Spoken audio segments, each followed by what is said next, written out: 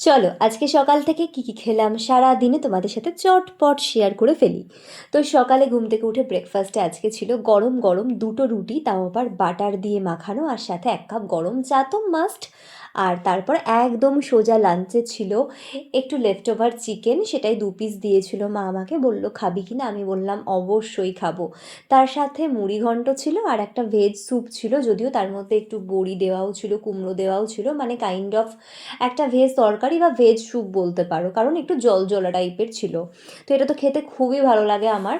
আর যদি এর মধ্যে থেকে বড়িটাকে পুরোপুরি বাদ দেওয়া যায় তাহলে তো পুরোপুরি ভেজ স্টু হিসেবেই ধরা যায় এটাকে। যাই হোক, এটা আমরা ভীষণ ভালো খাই প্রত্যেকে বাড়ির।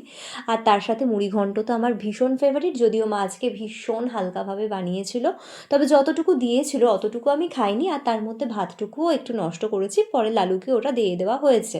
যাই হোক, এবার আসি হচ্ছে লাঞ্চের পর কি খেয়েছি, সেটা হচ্ছে বিকেলে পাকা পেঁপে, যেটা আমি বাবার সাথে বেরিয়ে আজকে নিয়ে এসেছি নিজের হাতে কিনে। আর এটা তো খেতে ভীষণ ভালো লাগে আমার, আর ফলের মধ্যে আমি এই ফলটাই ডেইলি খেতে পারি, একমাত্র রেস্ট্রিক্টেড নয়। আর তারপরে একদম সন্ধ্যাবেলায় প্রায় 8:30টার দিকে খেয়েছি 1 কাপ চা, দুটো মিল্ক বিকিসি, আর তার সাথে একটা বেকারিরও বিস্কুট, আর এটা খেতে বেশ ভালো লেগেছে আমার। রাতে ডিনারে ভাতই ছিল, গরম গরম আলু ভাজার সাথে ভাতটা খেতে বেশ ভালো লাগছিল। জানো তো, গরম গরম ভাতে আলু ভাজা বা আলু পেঁয়াজ ভাজা এগুলো খেতে সত্যিই ভালো লাগে, বা ডালের বড়া। তার সাথে ওই তরকারিটা তো মা আমার জন্য রেখে দিয়েছিল, জানে আমি খাবো। আর গতকালের একটু আলুর দম ছিল। এই দিয়ে আজকে ডিনারটা কমপ্লিট করলাম।